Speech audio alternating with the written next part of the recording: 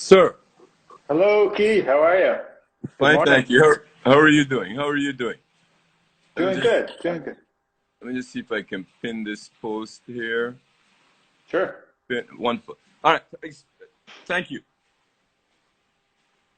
So listen, I was just reading an article that said that the Italians are so celebrating the release that they went and they started drinking, and now the cases in Lombardy have spiked again.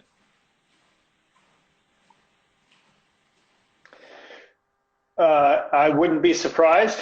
Yeah. The day after we were allowed to leave the house Yeah. and begin exercising, which I like to do Yeah. regularly. Yeah. Vinny Um, Certo, how are you? Yeah. hey, Giuseppe Valeria, ciao. Yeah. Yeah. Yeah, the Tuesday after we were released, which was just this last week, Yeah. I was driving along the coast, not walking, and it was like a rock concert. Wow. There were people making out and drinking and hugging and kissing, and Wow. it was like we never went through a quarantine. So yeah, it was So there it's there is another spike in our future. I believe so, Yeah. but in particular in the fall. Yeah. Yeah. Yeah. Well, let's take it one day at a time, right? Yeah. Yeah, or one glass. One glass at a time. One sip. It's funny because we have been here practicing dutiful, staying away from hordes. Haven't been to a restaurant since, and we will not be, we're doing a lot of stuff at home, waving at folks as they go by, trying to stay Yeah. alive, Yeah. But So from what I see, Shea Parlow is, pretty nice. she allows me to live here. You're doing all right. Yeah, definitely. Thank you, thank you. So, Ben, I wanted you back because you are the person for this task. I had two conversations that made me think that we needed to get back together. The first was with Antonio, where he de-emphasized somewhat, and I don't want to put words in his mouth, the contrada concept. And not saying that it doesn't merit any consideration, but saying that there are more fundamental issues that we need to understand first. That we need to understand at the more global level, the whatever those regions are. And that's one of the things I want you to talk about. What are the Yeah. regions? Is it east, west, north? Yeah, so first, and so that the consortium is going to start looking at stuff to try to define at that level. The second conversation I had with Frank yesterday, and Yeah. Frank, as you know, does most of his stuff in the north, but he also does wines broken down by Contrada. And so I raised the issue to him yesterday, and he says, "Yeah, that may be true that the Contrada doesn't matter in a real sense, but he says because some of them are so large, but in the stuff that he's doing, he's seeing differences in soils, and until someone can define for him what those are, he's going to continue to play by these Contrada rules." So what I thought that we Yeah. could do is, first off, define those sub-regions, let's call them, right? So with Etna DOC as the region, what are those Right. sub-regions?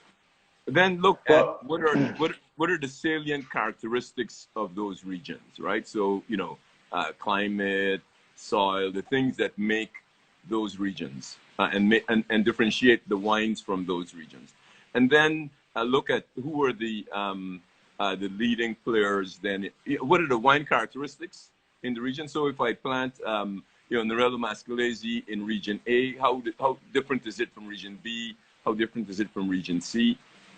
Sub-region B, C, and then who are the people who are playing top games in each of those regions. So I'll sure. just sit back and have you.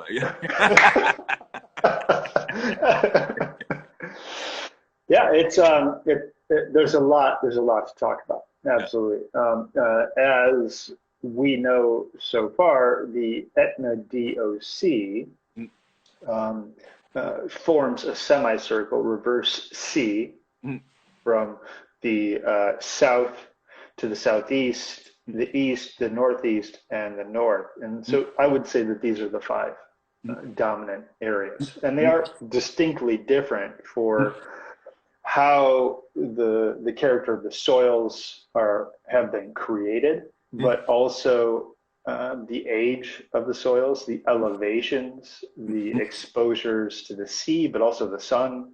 mm, And so there's a lot going into that. Within these five subregions, and if you can see the map behind me, there is the southwest mm, here, mm, and then we continue along the southeast, the mm, east, and the north, and northeast, and to the north. mm, Right. These these are all the volcanic lava flows that we mm. see in the Monji Bello facade, or the current edifice that we recognize today as Mount Etna. Mm. Now, what that is, if you can imagine a melting candle, a never-ending melting candle, Mm. continuing to melt and drip in one way, one direction or another, uh, layering over itself. That's really what we see. But there's also flares from that candle.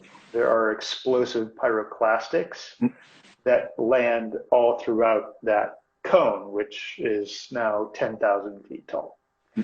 Um, the south, the southern territory, it includes several contrada, but primarily we're talking about this area here, map. And this is an interesting area from the territorial standpoint. It is one of the oldest areas, or one of the areas that has the oldest expressions of volcanics. And by that, I mean the volcano was at one point much larger, much wider. And this is, we date this to a period called the elliptico, like elliptic or round. This is an effusive liquid lava that broke down, forming the breadth of the volcano that we see today. There are exposures of that volcano here along the southernmost part of the volcano and reaching into the DOC. However, layered over the top of that, we have recent volcanics, both stone and stones that are like maybe a few centimeters to a meter in size because of how they erupted, the bombs that have been thrown from unique spots around the mountain. And so it's an intermix of silica, sand, lapilli, which is like hard, coarse pumice, rapidu, and bombs. So So it's what's the depth of that top layer then?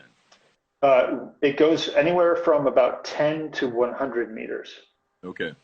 Mhm. So there are exposures, especially where the Mongibello volcano, the current edifice, overlaps, where the thinness of that Mongibello eruption isn't as thick as other areas. But on the south, what we have is warmer climate. The sun favors the south slope of the volcano, especially in the shoulder seasons. Mm. We see a lot of worn down volcanics. We see a lot of oxidized metals, but very worn down, intermixed with these rocks, these hard stones of basalt, but also a little bit of olivine, this green mineral that folds into the basalt. That's also very dominant. So it's a really interesting matrix of sands. What we see in the vines or in the expressions of wine from vines grown in this area are elegance or the potential for elegance, but also full maturity because the vines are seeing sun all day, every day, but maybe not that morning part. Okay. As the sun rises, it kind of creeps over the eastern flank of the volcano, and it doesn't really hit the south slope until maybe an hour or two later. How about rainfall? Are they do they get a lot of rain over on that side, or? So if we look here and bisect the volcano in half, north to south, east to west, the east flank gets up to about 75 inches of rain per year. So areas maybe nearest Bel Paso, Mr. Bianco, and east will have maybe a little bit more degraded volcanics, a little softer sand, maybe cooler subsoils.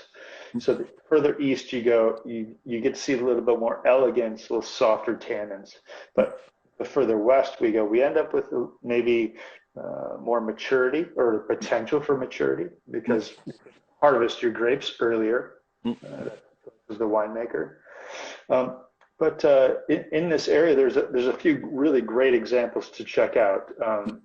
Feudo Cavaliere is one of the oldest families. They're growing grapes around Santa Maria de la Godia, which is in some of the older soils, both Illitico and Mongibello. They're also growing grapes for a number of wineries around the area. So, wines labeled with the Cavaliere, Contrada Cavaliere, can potentially be from there or across the street. The Benantes have been working in a vineyard where they grow Nerello Capuccio and also some Caricante, and it's a great, really hot place to grow wines right now. Tenuta di Fessina is there as well. Azienda Falcone, it's a very small property, but Masseria. We have a quick question here from Sarah. She wants to know why 2014 was such a great year in Etna and crap for the rest of Italy. Weather patterns. In Sicily, I joke, but a lot of the producers really could have walked away and gone on a very extended vacation that year because the weather was just perfect. They almost didn't have to do anything. And so for anyone growing grapes and making wine, it was more or less the easiest year to manage. There was good balance of fertility in the vineyard, but not an excess of it. There was really good ripeness and maturation in the grapes as well. So it's an ideal vintage as far as we're concerned. But that said, we know vines need a little bit of struggle. So it's also a vintage that may not have the legs like maybe the 2013 does for the amount of acidity that people were able to bring in the year before, which was a little bit cooler, a little bit rainier, but very classic. Yeah. So in the south, primarily a little bit of elegance, Tenuta di Fessina, a good player, the Benantes, etc. Yeah. Also, Gaia just moved in there a few years ago. Yeah. Angelo Gaia, and he had purchased some property from Piero Portale from Masseria Sette Porte, and these are some very nice vineyards, young vines to some extent. We were there with Piero together a few years ago with Brandon, and so you have a pretty good idea of the lay of the land there, how that looks out over the Simetto River and Catania Plain. But it's a great place, and historically, going back to the medieval period, it was the hot spot until the 1800s for the Knights Hospitallers and the Benedictine monks as well. So it's getting a little bit more attention now, and I think people should really pay attention to the south of Etna for sure. Yeah, and that's my one of my interests, in seeing, why it is that it was not accorded a lot of attention for the years that I've been looking at this stuff, and now it's suddenly become a hotspot. And I haven't had a lot of wines from that zone, so I want to be able to do some comparatives once Gracchi and what's his name gets their wines up and flowing. It'll be interesting. Yeah, you may be able to find Gaia's wines now. The Edu just came out. Okay. And so there's one white and one red. Okay. And they're DOC compliant? I believe they are. Actually, I haven't had my hands on the bottles yet because of the quarantine. But yeah, it's I believe they're DOC because they're grown and produced and bottled in the DOC. Yeah. Okay. All right. So where are you going to go now? Are you going right or left as you go around the circle? Well, there's really only one way to go. We're going counterclockwise to the southeast. Yeah. As we noted before, the DOC doesn't connect on the west, and that's the only way to go to the southeast. So the southeast is. But what's out there in the west? Just to close that loop. Yeah. Sure. We have a lot of lava flows from the 15th and 17th centuries, which rendered a lot of the area useless for soft tissue agriculture. So you see a lot of Scotch broom, but also pistachios. Okay. Yeah, the pistachios there are just insane. Yeah. Yeah. Okay. All right. But in the southeast, we see the southeast craters, and this is a very intriguing area.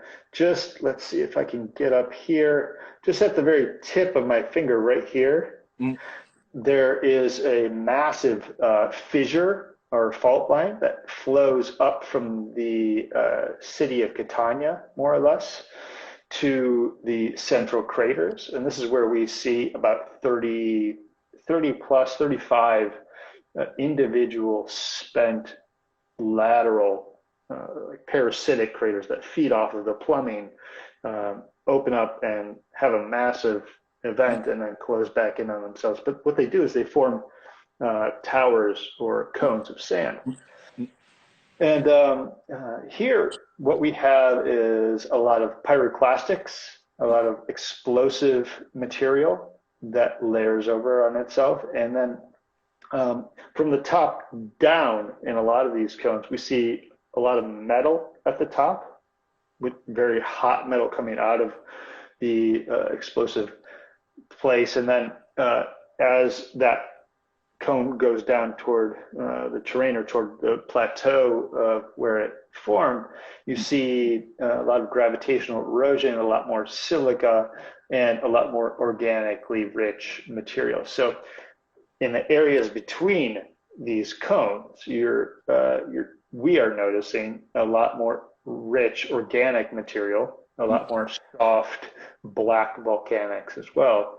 And for us, it's a great place to grow grapes because all of those cones, all of those aspects, all the different elevations stretching from 400 meters up to just about 900 meters, we see a lot of metals, a lot of aluminum and iron, but also a ton of silica. And it's also the area that receives the largest amount of volcanic sand per year. We're talking about maybe 100 or 1,500 pounds of fresh soil each year because of the way the winds spin around the volcano. The southeast is the dominant direction that all the volcanic eruptions tend to spit out the sand. So within the confines or the valleys of the cones, and on the sides of these cones, you have metals, small rocks, and then volcanic ash folded in, plus the organic material from gravitational erosion. And there are a ton of people that are exploring this area. Obviously, Benanti is there, but you also see the Biondi family, Ciro and Stephanie Biondi. They've been working there. The family's been working in Trecastani since the 1500s. So that's home base for them. But there's a lot of craft producers as well. You have Santa Maria Lenave, who is on Monte Ilice, Eudes, who's on Montegorna, Tenuta Montegorna, Maro Cutuli at Grotta Fumata, and Nicosia, among others. Yep. It's a fantastic. So are there a lot of land for contiguous, significant size growing, or are you looking at small plots? Yeah, definitely small plots. Oh, yeah. Yeah, small farms, steep terrain, typically not terraced on the slopes, so mostly sandy, vines trained in albarello. Yeah. For example, on Monte Ilice, which is one of the flat-topped craters that you see when you pass from Zaffarana to Via Grande, there is there's maybe a foot and a half, 2 feet of just black sand on the slope of that. So it's tough growing, but once you get into the valleys, you end up with more terraces and larger plots for sure. Yeah. So, you have a question. Do you know where you can find Gaia's Idu? That's a good question. You're going to have to look for it a little bit. My suspicion is that there are allocations. You could contact Alberto Gracci and ask him.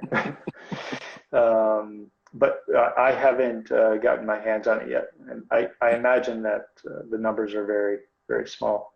Yeah. Now, are there a lot of grower producers in that area, or are people growing and folks buying grapes from them? Grower producers, almost exclusively. Okay. Most of the projects are very small, but they're deliberate. For example, Eudes, Giovanni Messina, and his wife Laura have really been building up their terrain from an area on Montegorna, a plateau on Montegorna, but then up toward the crater, which is, they own this property. So very slowly they're terracing the steep terrain. But then you have like Santa Maria Lenave, who has been restoring a pre-phylloxera, an old vine Nerello vineyard on Monte Ilice, on the southeast slope of Monte Ilice. And they have in the vineyard also been cultivating and restoring and moving and plotting out small areas for experimental growth with vines like the black terribile or Madama Nera, but also white varieties like Madama Bianca, Minella Bianca, and others to make an sort of, I don't know, a natural, ancient mix of these old relic varieties. So you see these things happening. Yeah. So are there any requirements or any restrictions placed on a potential grower, either by the consortio or some other regulatory body, as to where you can plant, when you can plant, if you can expand? For example, in Napa, there are certain places that you can't plant grapes today, certain based on the gradient and things of that nature. Are there any such restrictions within that environment?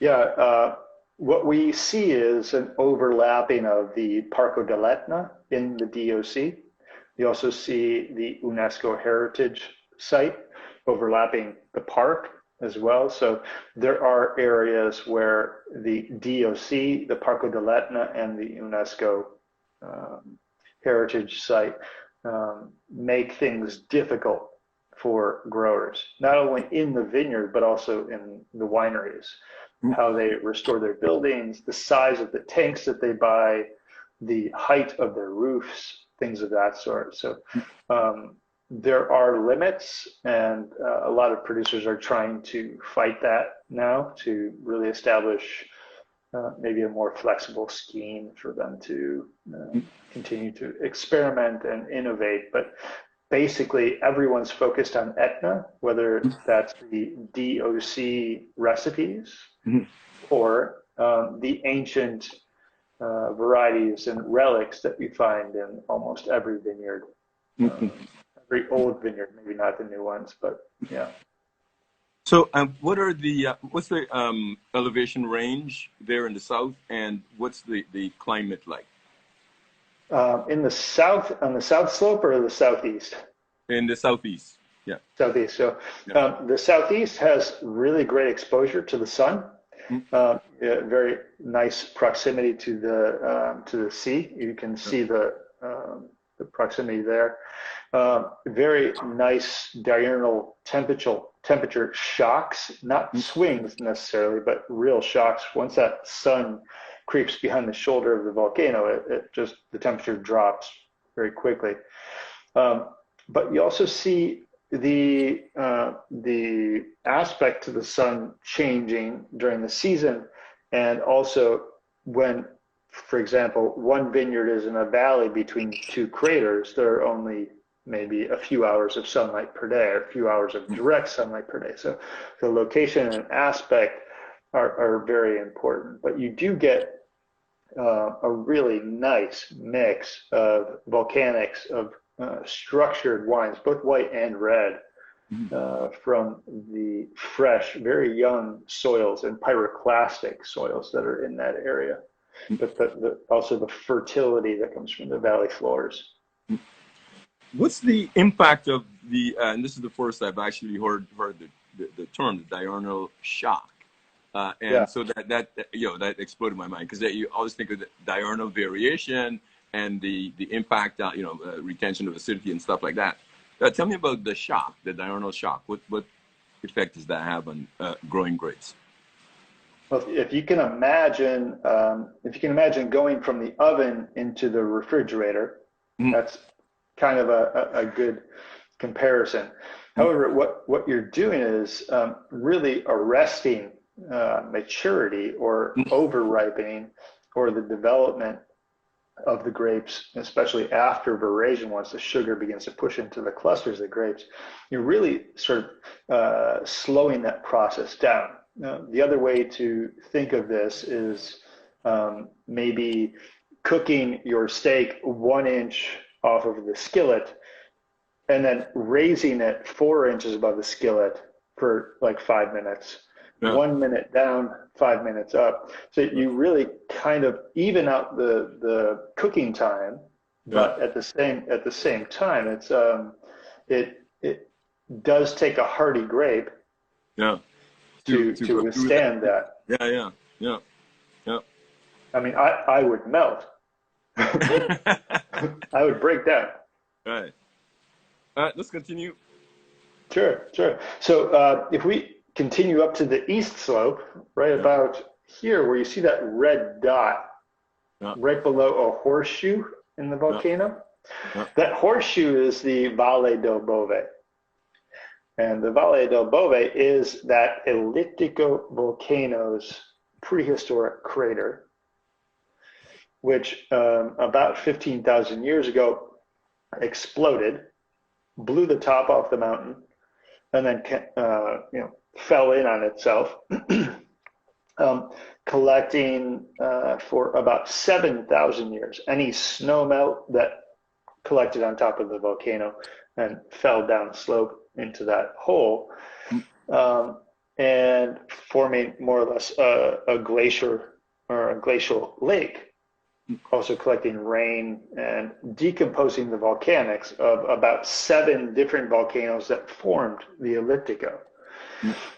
8,000 years ago, that eastern flank, just right above that red dot, or just to my side of the red dot, that eastern flank of the Valle del Bove, there was a landslide depositing the water and the eroded volcanics over that eastern slope, where we find the commune or the municipality of Milo today. And Milo is where we see all of the Carricante and Etna Bianco Superiore for that wine grown. It's the only place on the mountain, Milo, where you can grow and produce Etna Bianco Superiore.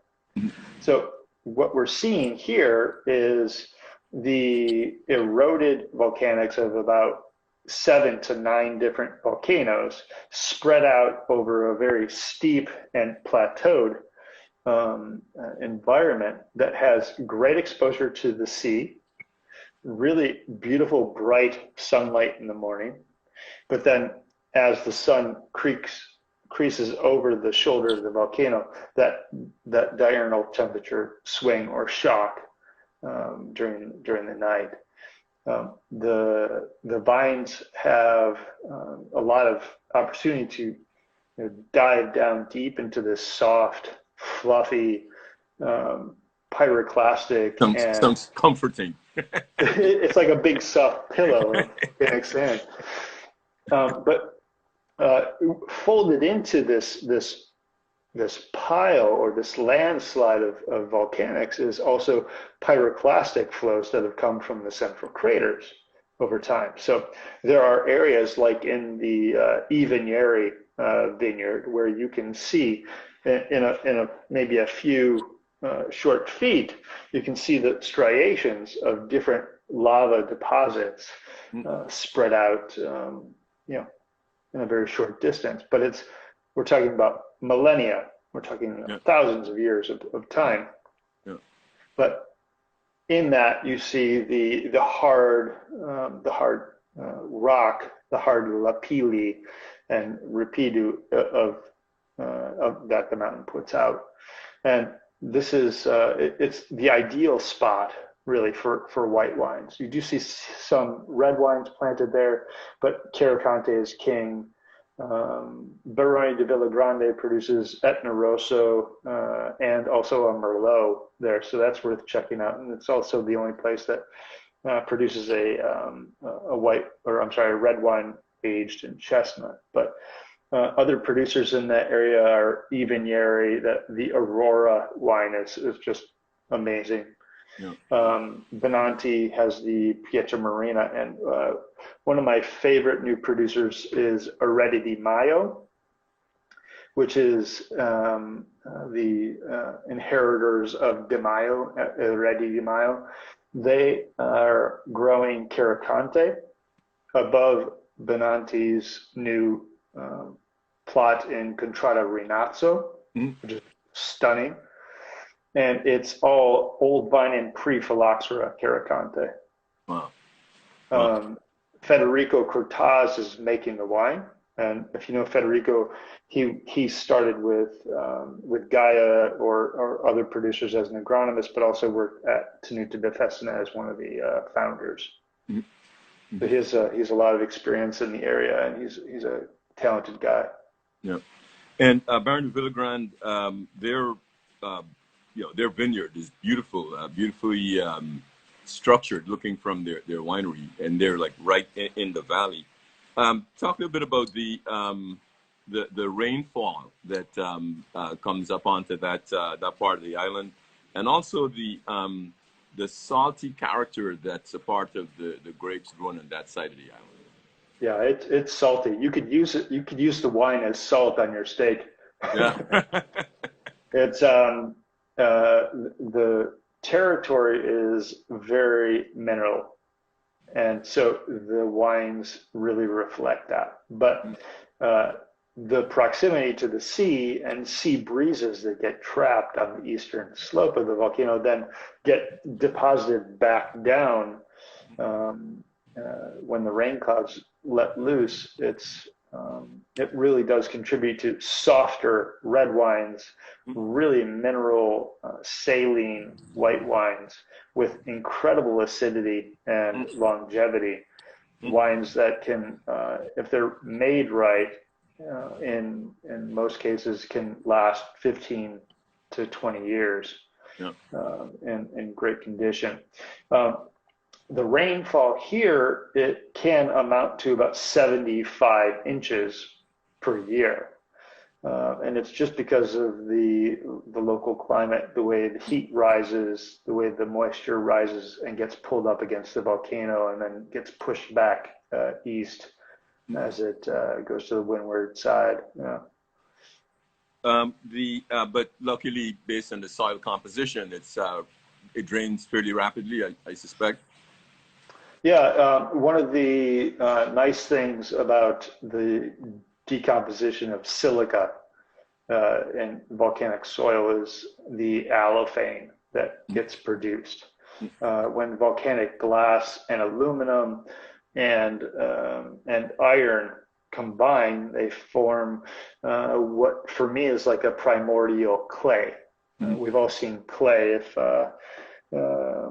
you look at clay and layers, it's very tight, it's very packed, right? Allophane is contrary to that. It's like a balled up piece of paper. So you have a lot more surface area to capture volcanics, to capture organic material, nutrients, but also it's porous enough to let water go through it. It captures it just long enough for the vines to extract what they need, but then it lets it go. So this volcanic sand is very porous. It allows the water to drain, but it allows the vines also to chase that water, following the rhythms of the water as it falls toward the sea. But you're also saying there that it is sticky for nutrient material, right? Absolutely sticky. Yeah. It has a very high sort of retention for cation exchange, and so there's a lot of the essential nutrients that get trapped in allophane. But it takes that water and that connection of water and hydrogen exchange for the root tips to grab a hold of it. So there has to be water, there has to be rainwater. And if there hasn't been recent rain, the water has already passed through that layer, which is about a meter or 3 feet below the surface where we start to see that. Yeah. So tell me about, I've heard of, you talked about winds, like Grecale and Scirocco. Are they significant players in this arena? Yeah, the Grecale for sure, because we see that wind coming from the northeast. So it's coming from this area of the volcano up yonder. So in the direction of Greece, more or less. Yeah. And what we notice is that it's a little bit cooler because the sea is deeper and that part of the Ionian Sea. And so the breezes are nice. It gets pulled in across the northeast and the east part of the volcano, spreading out. So it's very drafty. It's very breezy, and it definitely it gives the grapes a little bit of a wind-blown sensation, so they toughen up. Yeah. But it cools them down in the hot days. Yeah. So Sarah, I recommend that you have Ben on your chat.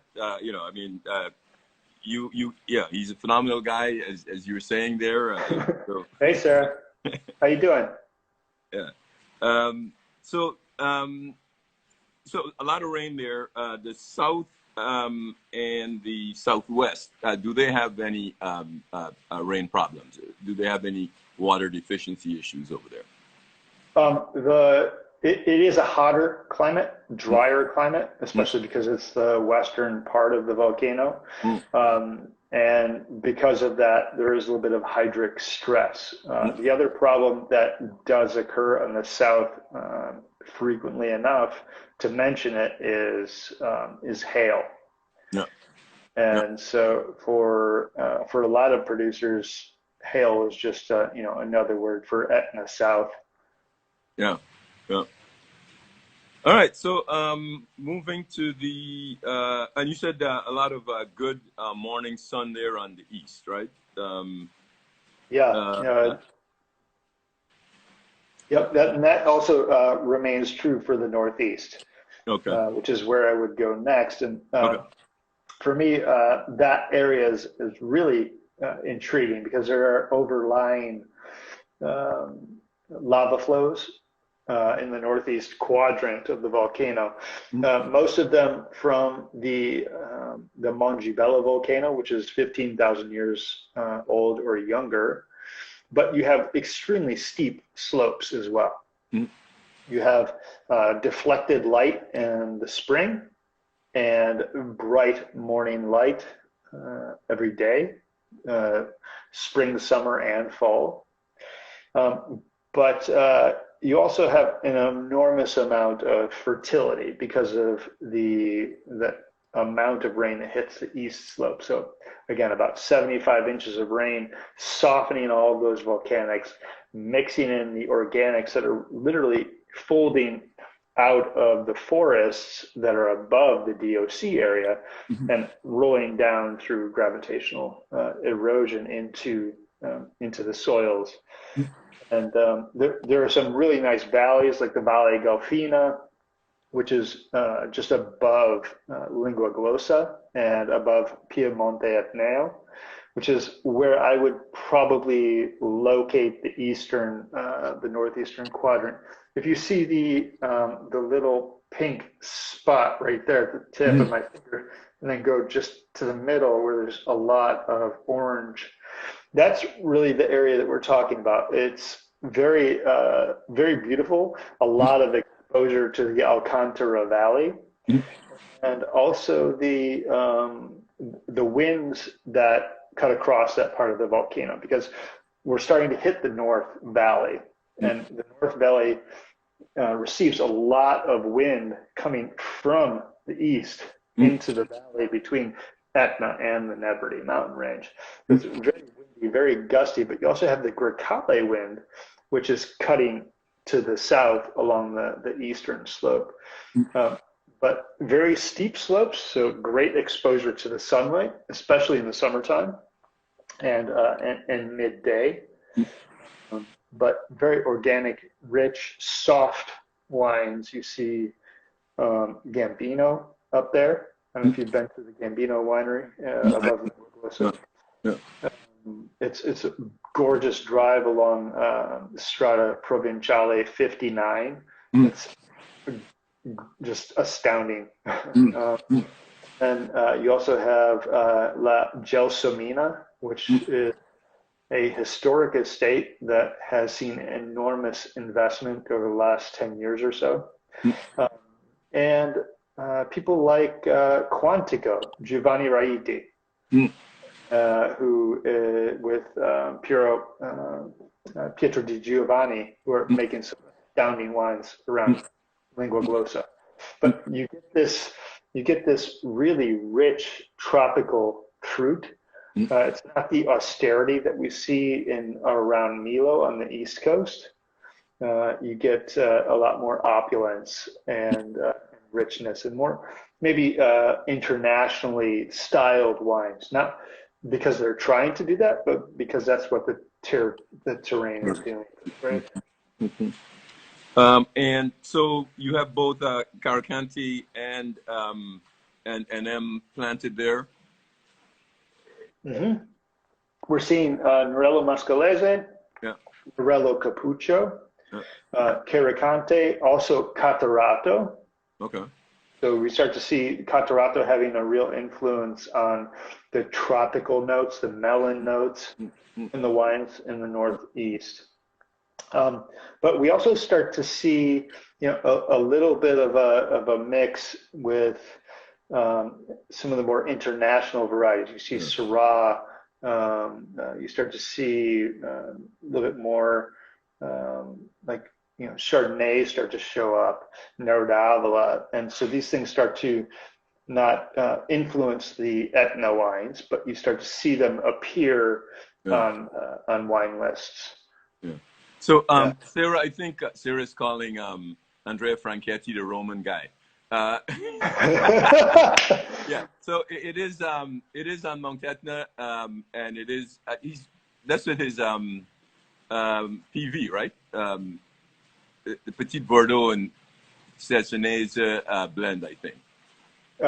That's the Franchetti wine. That's, yeah, and that's the vineyards above Passo Picciaro on the north slope. Yeah, but also a very, very fertile area, very fertile valley, and some nice rolling hills where that's planted.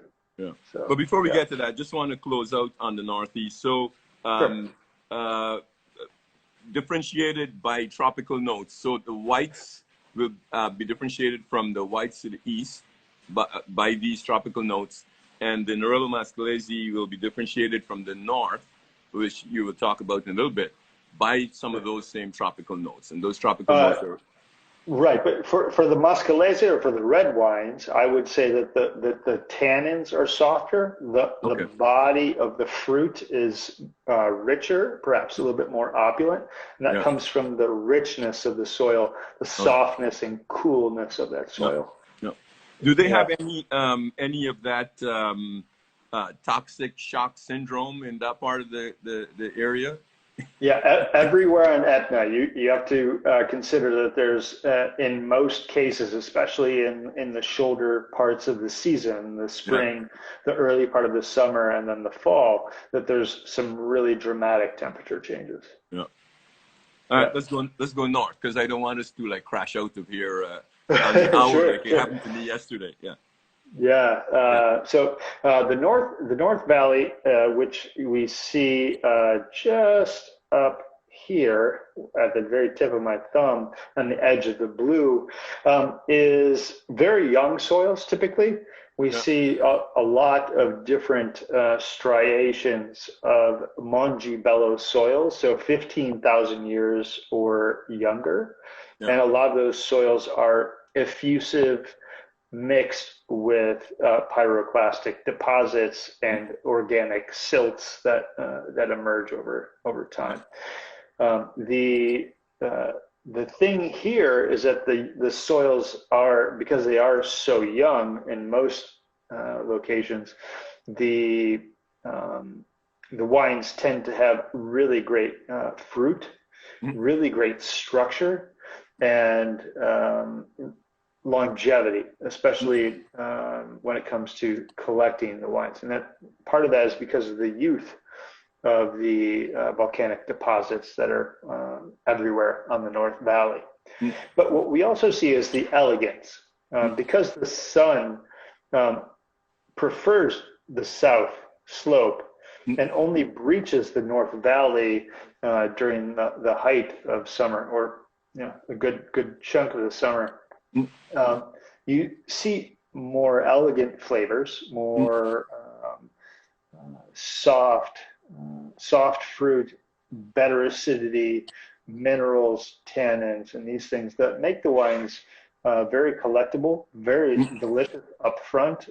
For example, from Rovitello, where we see Tenuta di Fessina and also Benanti, we start to see a real change in weather as well. The dryness of the soil assists the sort of structure in the wines, but you also start to see the differences in the age of the soil. A lot of old vines are planted up there, and by old I mean 100 years old or so. And a lot of them are on their own roots, which is great because you get a real transmission of the terroir through the Nerello Mascalese, which is the dominant grape on the North Valley. However, if we go a little bit further west, just at the very top of the volcano, right at the tip of my finger, there's a purple area. This is an outcropping of the elliptico, the effusive volcano, which gave Etna its width, its birth, or girth. And here we start to see Tenuta della Terra Nere, we see Filippo Grasso, we see Girolamo Russo, Romeo del Castello, a lot of different producers farming grapes in these ancient soils. And it's a wonderful experience if you can get wines from this area, the area closest to Randazzo. The elevations are a little bit lower. You also see, like in the Franchetti, Chiappamacchine, Contrada, you start to see this interconnectivity between the vines, the old volcanics, and maybe even a little bit of limestone that's been pushed up by the geologic or the tectonic collision between the African and Eurasian plates. So you get to really have a wonderful sort of playground experience on North Valley between flavors. And everyone's working with the same ingredients, but the flavors are fantastic. So is this in your book? Oh yeah. All right. Just checking. Yeah, definitely. So tell me about the white wines planted there. How do they differ from the whites to the east and the northeast? Yeah. Well, what we're noticing so far is that the wines have a bit more intensity of fruit, a little bit more tropical note to them, more mature fruit. For example, I don't know if you've had the Filippo Grasso Mare di Ripido. Yeah. That vineyard, single vineyard in Contrada Calderara, is planted in very old effusive stones, black stones, right? You go a little bit further west, you start to see other producers like Donafugata and Azienda Shara and Destro planting in this material. But the flavors are very saline, very mineral, but there's a little bit more of an accent of tropical qualities to them for me. It doesn't have that temperature shock that we see on the East Coast so much. Yeah. So, and coming back to the book, and Sarah is saying that she's going to go back to the book, and I know I read the book, but so is this stuff captured in individual segments, or are they captured in the producer descriptors? They're mixed throughout, really. Okay. Yeah, it's not something that you can just dive totally in. You have to. Okay. So what I'm gonna what I'm going to obviously I'm gonna ask your permission. I'm gonna put this on YouTube. Sure. Right. If that's okay with you, and then I'll just do a graphic which encapsulates all the stuff that you talked about today. I mean, this is absolutely phenomenal, pulling together of all of the things that I've heard about the. I don't think it's ever been put together so succinctly and so comprehensively from my perspective. And I've been listening to a lot of people talk about Etna for a long time. As Sarah says, this is a real masterclass. Talk about winemaking styles. I mean, are they fairly consistent across the mountain, or is there a modern style and a traditional style? Yeah, it's all over the map. Yeah. The producers who are, in my opinion, making the largest quantities are shooting a little bit more for the branded style that is a little bit more bulletproof than your artisanal producers, Okay. who love to experiment and learn on the job. But that's, for me, that's really what's happening here. There are a number of producers who have seen 10 vintages and they're doing wonderful things for the wines. Others like to change the recipe each year, and it's just a matter of discovering for themselves what works in that terroir, in that particular corner of the mountain with those volcanics and the varieties that they have. But yeah, it's a fantastic little playground to explore wine, what you like, but also help Etna producers decide for themselves what really matters and what sells. And I think that's kind of where we are right now with everybody. But one really interesting note, real quick, Sarah Bray and I were talking a while back, and I think you know Sarah, and she was mentioning that Etna has an interesting story to tell, and that it also came up as the same time as the natural or truly organic or minimal winemaking movement. So there's a lot of producers who are doing as little as possible to the wine so that the terroir express itself. Yeah, and this is a fun thing to explore. Yeah. Tell me about the sparkling wine producers. Are they distributed across the island, or I keep saying island, across the mountain? Yeah.